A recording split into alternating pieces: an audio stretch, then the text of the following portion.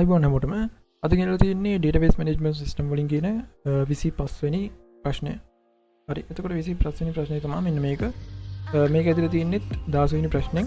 16 වෙනි ප්‍රශ්නේ මම කෙටියෙන් කිව්වොත් කුළුවිල කියලා ප්‍රාථමික පාසලක් තියෙනවා. ඒකේ ඉන්න ළමයින්ගේ වාර විභාගයට ගත්ත ලකුණු ටික database එක දාලා ස්ටෝර් කරන්න ඕනේ කියලා කියනවා. ඒකට අදාළ ප්‍රශ්න ටික තමයි අපි 16 වෙනි ප්‍රශ්නේ ඉඳන් 25ට වෙනකම්ම කරගෙන ආවි. හරි. එතකොට දැන් මෙතනදී පළවෙනි ප්‍රශ්නේ තියෙනවා find the average obtained in the first term mathematics subject. හරි. ඒ කියන්නේ පළවෙනි වාරේදී ගණිතය කියන විෂයට ගත්ත ලකුණු වල සාමාන්‍ය අගය අහනවා. සාමාන්‍ය අගය කියන්නේ average එක. හරි.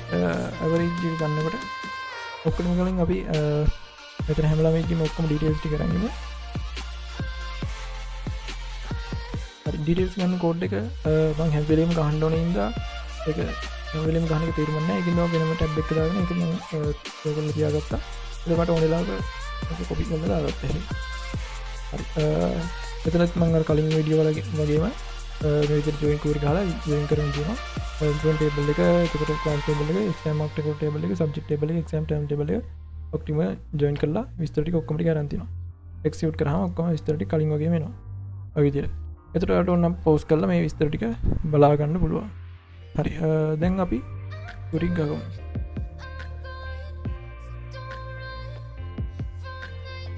හරි. එතකොට මම මෙන්න මේ විදිහට කුරික් ගහගත්තා. මෙතන select කියලා දාලා avg කියලා ෆන්ක්ෂන් එකක් දැම්මා. එතකොට avg කියන එකෙන් වෙන්නේ average එක තමයි ගන්නෙ. එතකොට average එක ගන්නවා student table එකේ mark කියන column එක. ඒ කියන්නේ marks වල සාමාන්‍ය කියන එක ගන්න ඕනේ. ඒකින්ද මෙතන avg කියලා දානවා average කියන එකට. ඊට පස්සේ මම මෙතන use කරලා තියෙන්නේ sub query වලින් ලේසියෙන් තමයි sub query use කරා. ඊට පස්සේ මෙතන sub query condition එකෙන් check කරලා තියෙනවා subject name එක mathematics සහ exam term name එක first term ද කියලා. හරි. එතකොට subject name එක mathematics වෙන්නත් ඕනේ, term name එක first term වෙන්නත් ඕනේ. ඒ කට්ටිය ලකුණු ටික අරන් ඒ ටිකේ සාමාන්‍ය අගය තමයි අපිට රිසල්ට් එක විදිහට දෙන්න කියලා කියන්නේ. දැන් අපි මේක රන් කරාම ඔයාලට වෙන 73.2.888 ඔය විදිහට එනවා. ඔක තමයි එතකොට සාමාන්‍ය අගය. හරි. එතකොට අපි දැන් ඊළඟ ප්‍රශ්නෙට යමු. මේකද කියනවා find the average obtained in the second term singular subject. ඒ කියන්නේ දෙවෙනි වාරේදී සිංහල කියන විෂයට ගත්ත සාමාන්‍ය ලකුණු ටික අහනවා. ලකුණු වල සාමාන්‍ය අගය. මේකදී මම කලින් වගේම ඔක්කොම ඩීටේල්ස් ටික ගන්න කෝඩ් එක දාගන්න කෝරි එක. හරි. මේ විදිහට තමයි කෝරි එක තියෙන්නේ. මම කලින් විස්තර කරා මේකෙන් මොකද වෙන්නේ කියලා. ඒතර මේක එක්සිකියුට් කරාම ඔක්කොම විස්තර ටික බලා ගන්න පුළුවන්. පෝස් කරලා ඕනනම් බලා ගන්න පුළුවන් ඔයාලට. හරි. ඊට පස්සේ දැන් අපි ප්‍රශ්නට දාලා කෝරි එක ගමු. හරි. මේ විදිහට මම කෝරි එක ගත්තා. මෙතනත් average එක ගන්න කියලා කියනවා marks වල. ඊයින්ද මෙතන average කියලා ෆන්ක්ෂන් එකක් දාගෙන මෙතන marks කියන එක තමයි marks කියන එකෙන් තමයි average එක ගන්න. එතකොට මෙතන sub query වලින් මම ගහගෙන තියෙනවා. sub query වලින් මෙතන delete කරලා තියෙනවා condition දාලා subject name එක විද්‍යාවද කියලා සහ term name එක දෙවෙනි වාරේදී කියලා. දෙවෙනි වාරෙන් දෙන්නත් ඕනේ science subject වෙන්නත් ඕනේ. ඒ ළමයින්ගේ ලකුණු වල සාමාන්‍ය අගය තමයි දැන් මෙතනින් එන්නේ. හරි. වලට වෙනවා 66.6. හරි. දැන් අපි තුන්වෙනි ප්‍රශ්නෙට යමු. තුන්වෙනි ප්‍රශ්නේ කියනවා find the average of the mark obtained by the Sachitra Vikramasinghe student in the all subject in the examination held on 2007-10. හරි. ඒ කියන්නේ 2007-10 කියන දිනේදී තිබ්බ examination එකේ හැම subject එකකටම මේ Sachitra Vikramasinghe කියන ළමයා ගත්ත ලකුණු වල සාමාන්‍ය අගය ගන්න කියලා කියනවා.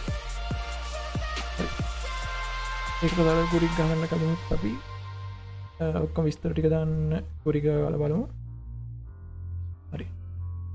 ඔයාලට පේනවා මෙතන ලකුණු ටිකත් එක්ක ඔක්කොම ටික ඇවිල්ලා තියෙනවා. හරි. දැන් අපි කුරික් ගාගමු.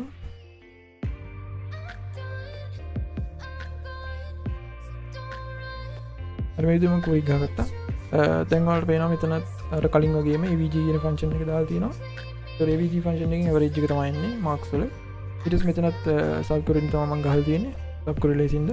ඊට පස්සේ exam date එක බලනවා සමානයිද කියලා 2007-10ද සහ මෙතන check කරලා තියෙනවා first name එක සචිත්‍රාද සහ last name එක වික්‍රමසිංහද කියලා. එතකොට සජිත්‍රා වික්‍රමසිංහ කියන ළමයාගේ 2027 10 කියන දිනේදී තිබ්බ එක්සෑම් එකට ගත්ත ලකුණු වල සාමාන්‍ය අගය තමයි එන්නේ. මම විතර සබ්ජෙක්ට් එකක් සඳහන් කරේ නැත්නම් මොකද හැම සබ්ජෙක්ට් එකකම ගන්න ඕනින්ද සබ්ජෙක්ට් එක සඳහන් කරේ නැහැ. සඳහන් කරේ නැත්නම් කොහොමත් හැම සබ්ජෙක්ට් එකකම ගත්ත ලකුණු ටිකේ මේ සාමාන්‍ය අගය තමයි එන්නේ. හරි SQL values වෙනවා 63.09 තමයි average marks එක. හරි ඊට පස්සේ දැන් අපි අන්තිම ප්‍රශ්නට යමු. අන්තිම ප්‍රශ්නේ කියනවා arrange the marks obtained by all the students of grade 11 A in the first term in ascending order. හරි ඒ කියන්නේ හැම ළමයෙක්ම ගත්ත ලකුණු ඒ කියන්නේ 11 A කියන පන්තියේදී පළවෙනි වාරයේදී හැම ළමයෙක්ම ගත්ත ලකුණු ටික ascending order එකට හදන්න කියලා කියනවා. ascending order කියන්නේ ආරෝහණ ක්‍රමය. හරි ඒක කරන්න කලිමුත් අපි අර කුරික් ගහගමු. හරි මේක ගාලා මම එක්ස්පෙක්ට් කරනවා ඔයාලා දන්නවා ඔක්කොම ඩීටේල්ස් ටික එනවා. හරි ඊට පස්සේ අපි අර ප්‍රශ්නට දාලා කෝඩ් එක ගහගමු. හරි මේ විදිහට මම කුරික් ගහගත්තා. ඔයාලට වෙනවා මෙතන සිලෙක්ට් එක මේක මම මේ විදිහට දාගන්නවා. හරි ඒක ඔයාලට වෙනවා මෙතන සිලෙක්ට් කරගෙන තියෙනවා මේ ඩීටේල්ස් ටික. මම හිතුවා මෙතන ගහලා තියෙන්නේ join query වලින්. join query වලින් තමයි මේ ටික කරන් තියෙන්නේ. sub query වලින් කරන්න පුළුවන්. මෙතන join query වලින් ලේසියෙන්ද මම join query වලින් ගහුවා. හරි එතකොට මම මෙතන join කරලා තියෙනවා student exam mark report table එක, student table එක, ඒ වගේම class table එක සහ exam term table එක සහ subject table එක. ඒක join කළා මම ඔයා course එක දාලා check කරලා තියෙනවා.